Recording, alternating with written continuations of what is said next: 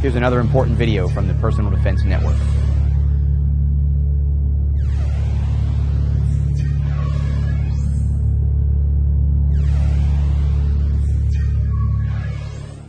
Firearm is a defensive tool. If we were going to categorize the type of tool it is, of course we'd have to call it a hand tool. Everything we do with the firearm really revolves around the way our hands interact with it. We want to make sure that we're able to get a good grip on the firearm to control it. We want to make sure that we can actuate all of the levers and buttons that we need to push, from the trigger to the magazine release to the safety. We want to make sure that we can get as much meat on the gun as possible, creating enough friction and consistency so that we can fire the firearm and have an idea where that point of impact is going to be relative to our point of aim, and also so that we can manage recoil and take that quick follow-up shot when we need to defend ourselves or others. So the grip is going to be an area that we want to pay a lot of attention to. Now, most of the attention we pay to grip should be done before we decide to use a gun for defensive purposes. In other words, there's a vast array of firearm shapes and sizes that we have to choose from when we're going to make that purchase, decide which firearm to have available to defend ourselves. When we do that, we want to make sure that we're able to interact with the firearm consistently and efficiently. Now, if you're in a situation where a certain firearm is issued to you, or if you're limited by legal restrictions or maybe budget to the types and sizes, shapes, and that array of firearms that you can choose from for defensive purposes, then you may have to pay a little bit more attention to how you're going to modify that grip area. But primarily, grip and the hand are going to come together during the selection process. Once you have selected a defensive firearm and you know which firearm you're going to use to protect yourself in the unlikely event, but of course critical incident that you actually need to use it, you want to make sure that you have the best grip possible, and that's where the modification comes in. Now, this area of modification to a defensive firearm can be something that's very simple to do and really is very low impact, or it can make a dramatic change to the firearm and the way you use it. So you want to be cautious and careful about how you modify it. The most important considerations, of course, are not just modifications to the grip, which allow you to shoot better, but ones that make your defensive use of the firearm more efficient. You wouldn't want to put a huge, oversized grip on the firearm that made it easier to shoot at the target range, but made it impossible for you to carry in a concealable holster, for example. So let's take a look at some of the ways in which we're going to modify the grip area of a firearm. The most fundamental modification to the grip has always been the grip panel itself. To take a firearm like the 1911 style firearm and put a new grip panel actually on the firearm. Now, this grip panel may give you more friction because it's checkered or has some other rough surface. It may change the width of the grip and allow you to either get more hand around the gun or fill up a larger hand with more grip. When we look at these grip panels, something like the Illuma grips are a relatively new addition to the world of grip modifications we can have on a 1911. They're great because they're extremely durable. They also offer a nice textured finish in these particular models, and they're very slim. So for someone with a normal size hand or even a smaller hand, it's going to give you the extra grip that you want, but not take up a lot of extra space.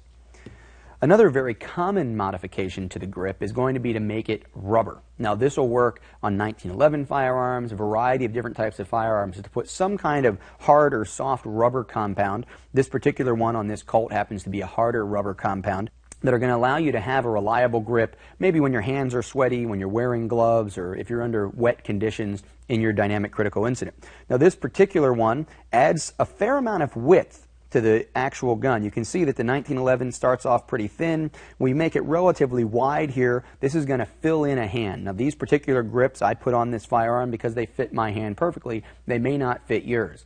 Grip is incredibly personal. The size of your hand, the shape of your hand with the particular firearm you have is going to be something you need to figure out the best way to modify. Just because I like these grips doesn't mean that these are particularly going to work for you.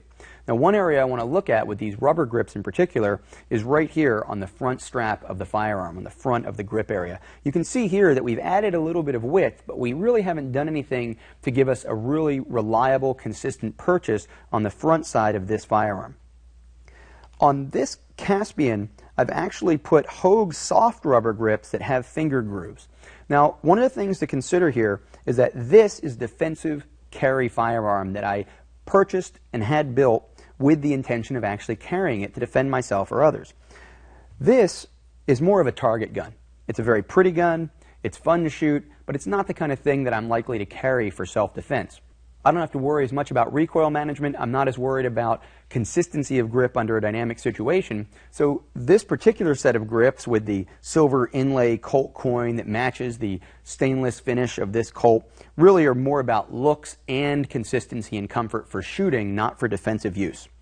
With the smaller grip on this mid-size 1911 that is for defensive use, the soft rubber grip gives me more purchase to begin with, and the finger grooves give me consistency in terms of the placement of my fingers on the firearm. By having the finger grooves in place, my hand is going to end up on the gun in exactly the same place every time, even in a dynamic situation where I'm pulling the firearm rapidly from a holstered position, maybe picking the firearm up out of a quick access safe. When I grip the gun, my fingers are naturally going to channel into these grooves.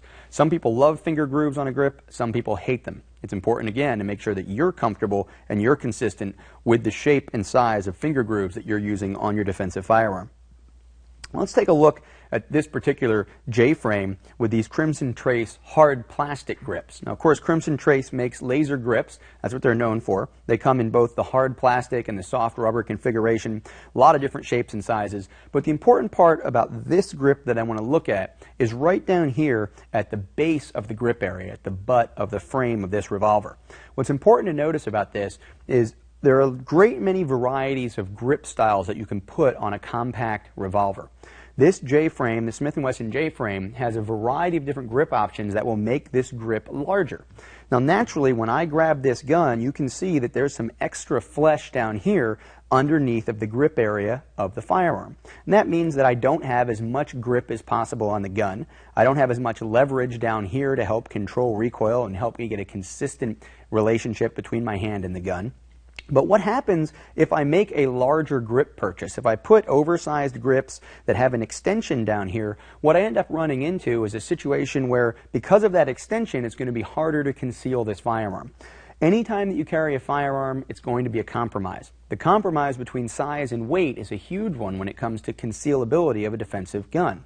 This particular gun is enhanced and much more convenient for me to use by choosing an aftermarket grip or sticking with the standard grips that don't increase the overall size of the grip area, especially in terms of the length in this area. If we think about this firearm being carried in a holster, being carried in a pocket holster, if I increase this dimension, it really makes it harder to conceal, really makes it harder to carry. So it's an important consideration. If you see a gun that has a large grip on it, you take it out to the range and you shoot wonderfully with it, then you get home and you realize the next morning when you get ready to carry it concealed that you've really ruined the outline of the gun or ruined the convenience of that gun for defensive purposes. That makes it less likely that you'll have the gun, less likely maybe that you'll be able to access the gun conveniently when you really need it. So be careful about oversized grips on a defensive gun. Now, these types of guns with removable grips are relatively easy to modify, and there are a lot of different options for you. Let's go ahead and take a look at my Glock 23. One of the first modifications I did to this, and in fact one of the only modifications that I've had long-term on this particular firearm, are these grip tape panels. In fact, it's probably time to replace them with some updated grip tape because this one really doesn't have the friction that it used to.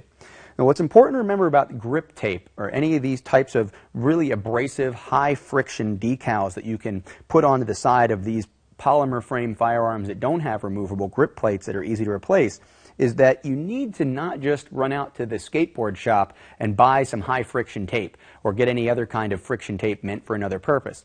It's really worth the extra money and the little bit of extra effort to go out and find a source for particular grip panels that are designed to fit on your firearm. And here's why. You can see that the frayed edges of this grip panel on the Glock indicate that I've had it on there for quite some time, and as I said, it may be about time to replace it. But if I just went out and got some random high-friction tape, or if I went out and got grip panels for another firearm and slapped them onto the sides of my Glock, put my hand on it and said, yeah, that works perfectly, that's great, that's awesome, and I went out to actually load the firearm and couldn't get the magazine to seat, it might be because I neglected to remember that I have a cutout for the magazine release where it needs to come through the frame and, of course, by extension, through that added grip tape so that it will actually be able to release and get out of the way of the magazine. So if I look at that, we can see here on this overhead shot where that actually comes out beyond the side of the frame. And if I had covered that up with grip tape, I might have a great grip for shooting, but not a great grip for a defensive gun that I need to actually be able to load and unload quickly and efficiently. So having those cutouts is an important part of choosing your high friction grip panel. when I remove this panel, I can see that there's actually a cutout here for that particular part on this firearm, the one that this panel is designed for, that actually leaves that area open. Now, the reason that that's open may be different than the magazine release cutout on the Glock, but you understand the point. Make sure that your grip panel, your grip tape is designed for the firearm that you're using it for. Or if you want to do it yourself and you want to save a little money, or maybe you enjoy doing the actual work yourself, you want to go out and get that high friction tape maybe at the skate shop, make sure that you match the contours and outlines of that grip tape to the grip in a way that they aren't going to interfere with the actual operation of the firearm, particularly that magazine release. The next thing we want to look at when it comes to modifying the grip is the extensions that you can put on magazines to allow you to actually use the bottom of the magazine for a little bit of extra grip. Now, let's say that you aren't worried about concealability, you aren't worried about the access issue that I mentioned earlier when we talked about this oversized potential for a grip extension here on the J-frame, and that we actually did want to accommodate having an extension on something like this Glock magazine. Well, we have a couple of different options. One is going to be a simple extension, which allows us to have a place for our pinky to rest at the base of the gun. Especially on the subcompact guns, this can be really important to have a place for that pinky, the small finger, to rest so that it doesn't come back under the magazine. It allows us to get a consistent grip.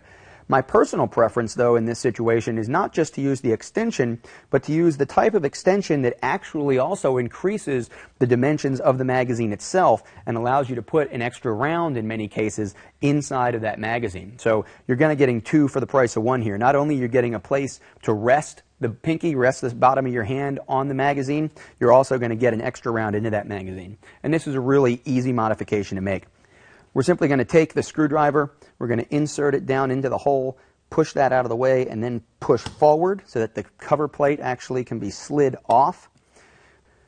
We're going to replace that base pad with this extended one, slide that down into the magazine, and then replace the cover with the extended cover that gives us a place to rest the bottom of our hand when it's inserted into the firearm, and also now has extended the capacity of this magazine. Whenever we look at modifying the grip, we want to remember that our goal here is to make it more efficient and more consistent for our hand to interact with the firearm. Don't modify your grip just to improve the size of your group or the consistency with which you can shoot. Make sure that you're also improving the efficiency of your defensive use of that firearm when modifying the gun that you're going to depend on when it comes to save yours or your family's lives. Check out more videos just like this one at the Personal Defense Network.